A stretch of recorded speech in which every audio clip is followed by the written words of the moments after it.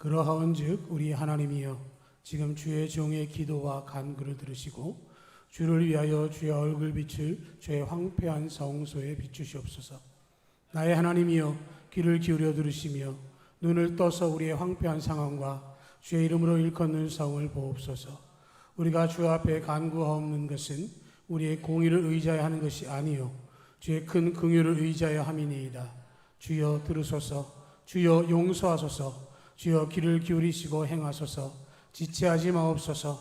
나의 하나님이여 주 자신을 위하여 하시옵소서. 이는 주의 성과 주의 백성이 주의 이름으로 일컫는 바 됨이니이다. 아멘. 다니엘의 기도입니다. 우리가 해마다 11월이면 다니엘 기도회를 하는데 다니엘의 기도 굉장히 많은 이야기들이 되고 있는 그런 말씀인데요. 특별히 다니엘 기도는 크게 세 부분으로 정리가 되어 있습니다.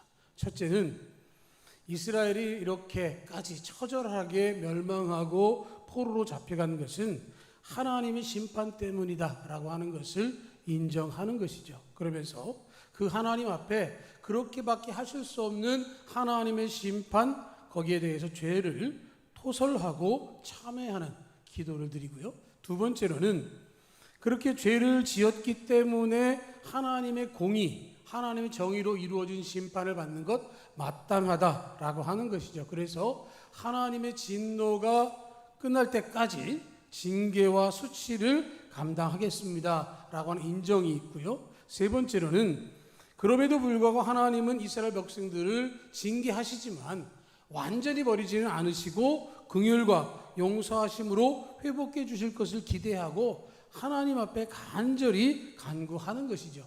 그때가 속히 가까이 와서 회복되기를 원합니다 라고 하는 것이죠. 그래서 기도라고 하는 것 생각해 보면 회개하고 그리고 인정하고 회복을 구하는 순서로 이루어지는 기도가 하나님 보시기에 굉장히 좋은 기도의 모습이 될 수 있는 것이고요. 또 하나님께서 그렇게 기도하기를 우리에게 원하실 줄로 믿습니다. 오늘 말씀 17절로 19절의 이 말씀은 다니엘의 기도 형태 가운데의 세 번째, 회복을 간절히 간구하는 기도의 내용이죠. 17절을 보면 그러하온즉 우리 하나님이여 지금 주의 종의 기도와 간구를 들으시고 주를 위하여 주의 얼굴 빛을 주의 황폐한 성소에 비추시옵소서라고 이야기를 합니다. 하나님을 향해서 우리 하나님이라고 고백을 하는 것은 지금 다니엘의 기도가 자신의 개인적인 기도가 아니라 자신의 민족을 품고 하나님께 드리는 중보의 기도임을 알 수 있는 것이죠. 자기를 일컬어서 다윗은 주의 종입니다 라고 이야기를 했는데 종으로서 하나님의 부름받은 자로서 하나님께 기도하고 하나님의 기도의 응답을 간절히 구하고 있는 것이죠. 어떻게 보면 우리들도 그리스도 예수 안에서 종된 바울과 같은 신앙의 고백이 우리들 속에 있어지기를 축복합니다. 주의 종 아브라함, 주의 종 다윗, 주의 종 모세, 이런 믿음의 조상들을 생각해 보면 그들은 모든 것에 있어서 하나님의 뜻을 간절히 간구하고 있었고 자신의 생각이 아니라 하나님의 뜻의 성취를 꿈꿔왔다라고 하는 것을 볼 수 있는 것이죠. 오늘 말씀에 보면 주의 종의 기도와 간구를 들으시고 주를 위하여 주의 얼굴 빛을 주의 황폐한 성소에 비추시옵소서라고 고백을 합니다. 주의 얼굴 빛, 하나님의 영광, 하나님의 임재, 하나님의 관심, 하나님의 사랑. 민수기 6장 24절 27절에 있는 것처럼 하나님께서 얼굴빛을 향하시고 우리를 바라보시면서 은혜를 베풀길 원하는 그 마음이 이 기도 가운데도 담겨 있는 것이죠. 그런데 그 모든 것의 목적은 주를 위하여라고 고백을 하고 있는 것입니다. 이스라엘을 회복하는 것이 우리를 위하여, 나를 위하여 되는 것이 아니라 주를 위한 일이라고 고백을 합니다.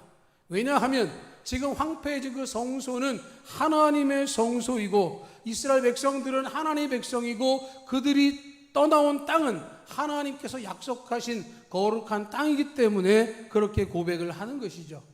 이스라엘 백성들이 광야에서 범죄했을 때 하나님께서 모세에게 말씀하십니다.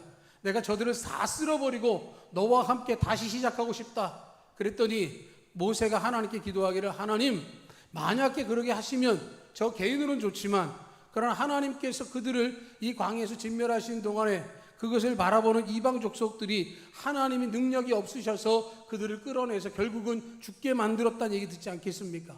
차라리 제가 끊어질지라도 이 나라에 이민족을 불쌍히 해달라고 하는 기도 가운데서 응답받은 것처럼 다니엘은 하나님께 기도하면서 자신을 위하여가 아니라 주님을 위하여 주의 얼굴빛을 비춰달라라는 기도를 하고 있는 것이죠. 우리의 기도는 바로 이러한 기도가 돼야 하는 것이죠. 내가 원하는 것을 구하는 것이 아니라 주의 뜻을 위하여 구하게 되는 것이고 주의 음성을 들어야 하는 것이죠. 사사시대의 엘리 제사장이 두 아들 홈디와 비느하스를 제대로 가르치지 못했습니다. 제사장 직분은 가지고 있었으나 오히려 하나님을 어기고 하나님께 범죄해서 전쟁 중에 죽임을 당했습니다. 비느하스의 아내가 그 소식을 듣고 아이를 출산했습니다.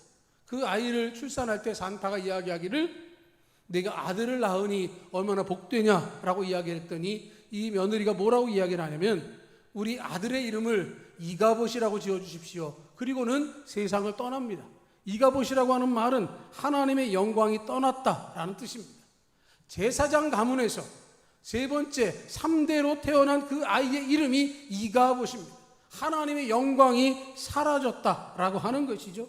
블레셋에게 패하고 언약궤를 뺏기고 남편과 시동생이 죽고 하는 모든 상황 속에서 하나님께서 함께하지 않았다는 사실을 고백하게 되어졌을 때 이가봇이라는 말이 들린 것처럼 우리가 기도할 때 이가봇이 아니라 주의 얼굴을 구하고 주의 빛을 구하고 주님께서 황폐한 성소를 바라보는 것처럼 우리의 연약한 심령을 바라봄을 통해서 역사해 주시기를 기도하는 우리가 되기를 축복합니다.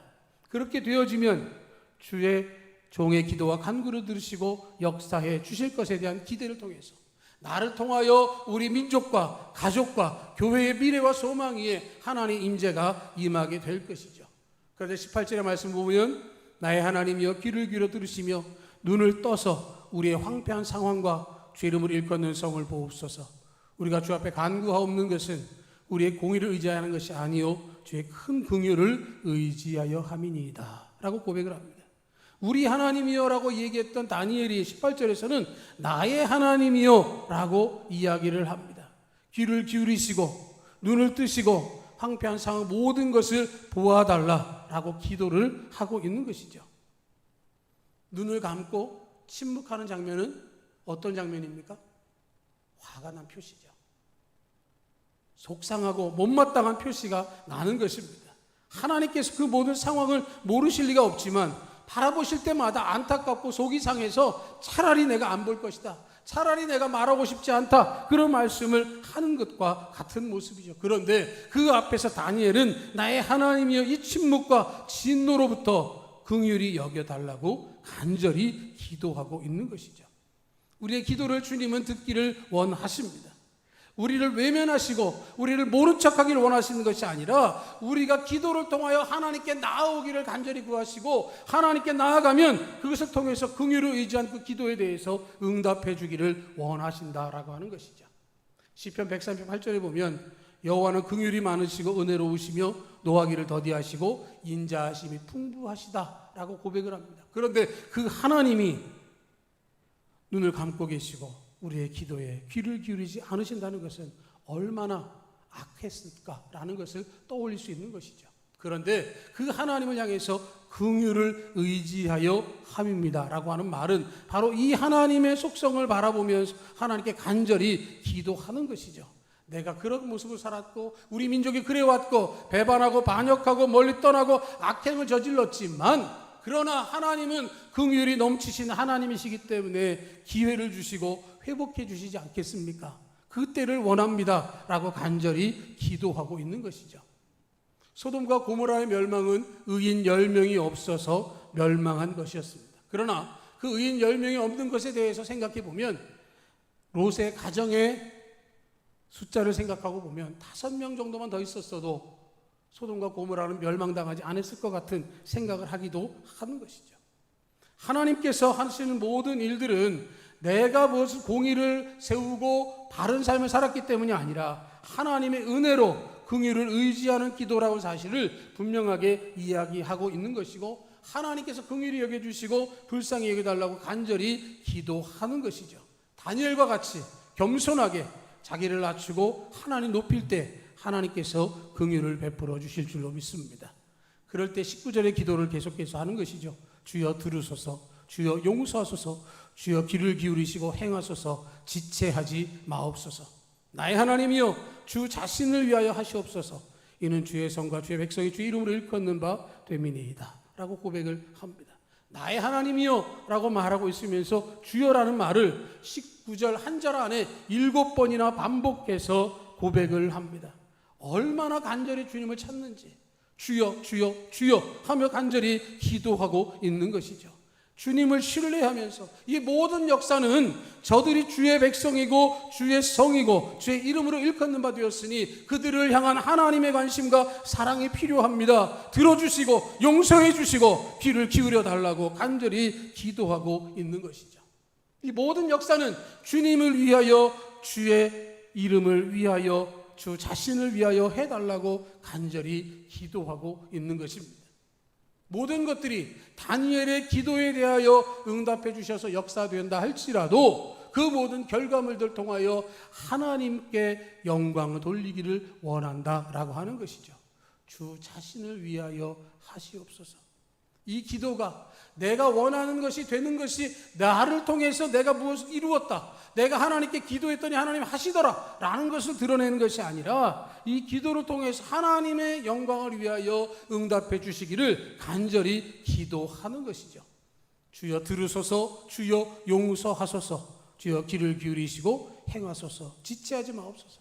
이 고백은 정말로 간절하게 나라와 민족을 위한 기도요, 자기를 위한 기도요, 하나님의 영광을 위한 기도였음을 볼 수 있는 것이고요. 다니엘은 이 기도를 통해서 하나님의 응답을 받게 되어집니다. 다니엘은 세상을 떠나기 전에 포로들이 1차로 귀환하는 스룹바벨의 귀환을 보게 되어졌습니다. 그 장면은 다니엘이 사자굴에 던져졌다가 건짐받은 이후에 일어난 사건입니다. 자기 자신이 건짐받은 것도 감격이지만 그 역사가 일어나는 중에 하나님께서 이스라엘 백성들을 1차로 귀환시키셨습니다. 예레미야를 통해서 약속하셨던 70년 후의 귀환을 이루신 것을 보면서 들어주시고 용서하시고 행하여 주시고 지체하지 마옵소서 하는 간절한 기도가 응답이 되어졌다라고 하는 것이죠.